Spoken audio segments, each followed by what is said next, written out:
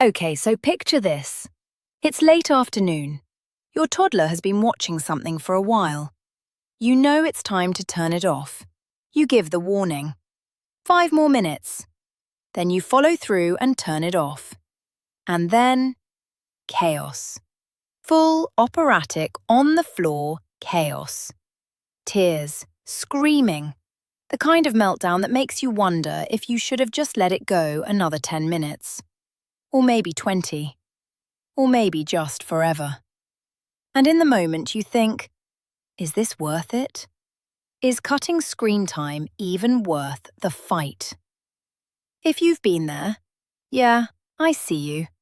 This one's for you. Let's just say the quiet part out loud first. Screens work. That is the honest truth. They're genuinely engaging for toddlers. They're sometimes the only reason you got to finish a meal, make a phone call, or just breathe for 8 consecutive minutes. Nobody is here to shame you for that. That's not what this is.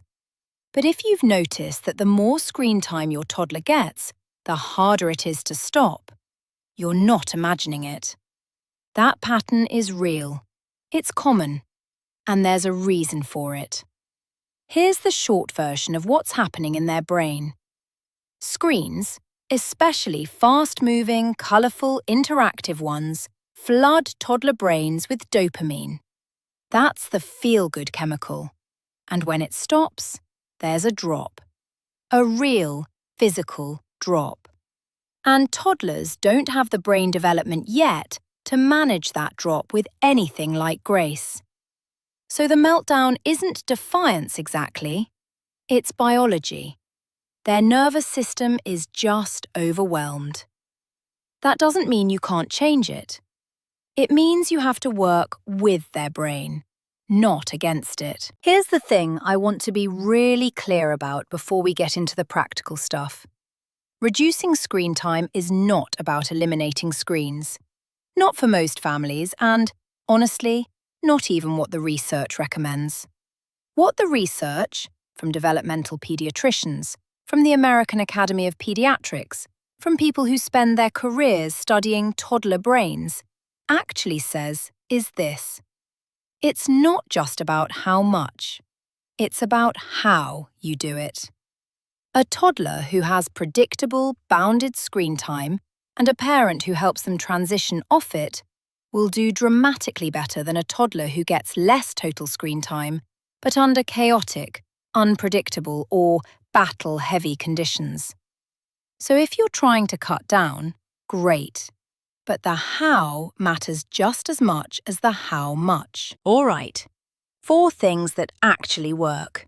Let's go. Number 1. Build a routine around screens, not just rules. Toddlers thrive on predictability, not because they're easy, they're not, but because when they know what's coming, their nervous system is calmer going in. And a calmer nervous system means a calmer exit. So instead of screens whenever, off whenever I need to, you want something more like, screens happen at specific times. After lunch, before dinner, in the morning while you're getting ready.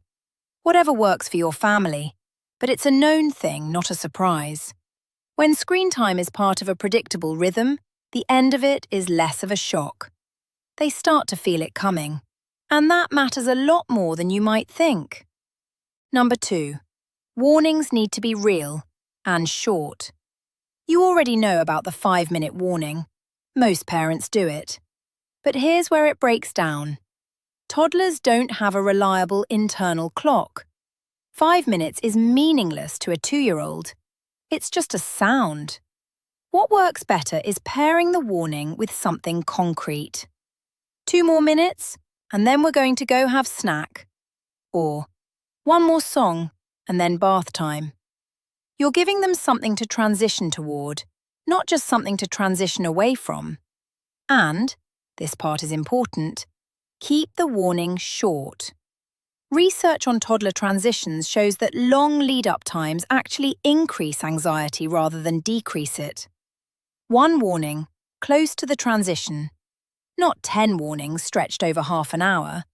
That just extends the dread. Number 3. Help them cross the bridge. Don't just cut the rope. This is the one that changes everything for most families. When you turn off the screen, the instinct is to immediately redirect. Okay, let's go do something else. But for a toddler, that gap, the moment between screen off and next thing, is where the meltdown lives. What helps is what child development researchers call a bridging activity. Something low demand, sensory, familiar. You sit with them for 2 minutes with a simple toy, or you go look out the window together, or you do something with your hands, side by side. You're not entertaining them. You're just helping their nervous system land. Think of it like this. Their brain just came off a dopamine roller coaster. You don't leap straight from the roller coaster into a math lesson. You let them walk around for a minute first. That 2-minute bridge is often the difference between a full meltdown and a manageable grumpy moment. Number 4. Stay boring about it. I know that sounds weird, but hear me out. When screens turn off and toddlers push back, the natural response is to get animated, to argue, to explain, to negotiate, to raise your voice, or to try to convince them with reasons. And all of that? It's more stimulation, which is exactly what their already overstimulated brain doesn't need. What works, and this is backed by research on emotion regulation in early childhood, is a calm, flat, boring response. You're not cold, you're not dismissive, you're just steady. I know you're upset. Screens are done for now. Let's go find something else. Same words, same tone, every time. When you're predictable, they regulate faster. When you escalate, they escalate. Your calm is literally contagious, and so is your chaos. I want to say something before we finish, because I think it matters.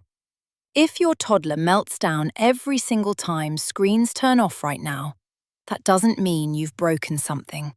It means you're starting from where you are, and you're allowed to start from where you are.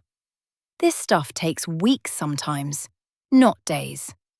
You build a routine, you stay consistent, and the transitions slowly get easier. Not perfect. Easier. Some nights they'll still lose it over a cartoon ending. Some mornings you'll give in for 10 extra minutes because you just need the quiet. That is normal. That is parenting a toddler. What you're building isn't a child who never gets upset about screens. You're building a child who gradually learns that transitions are survivable, that you will be steady on the other side, and that the world doesn't end when the tablet turns off. That's actually a big thing to teach someone, and you're teaching it, even on the hard days. If you're going to try one thing today, make it the bridging activity. Just sit with them for 2 minutes after screens go off. Don't perform it. Don't make a big deal. Just be there. See what happens, and then come tell me in the comments, because that's where I find out what the next video needs to be. If you're new here, welcome. This channel is about the real version of parenting, not the curated one. Subscribe if that sounds like your kind of thing. See you in the next one. You're doing better than you think.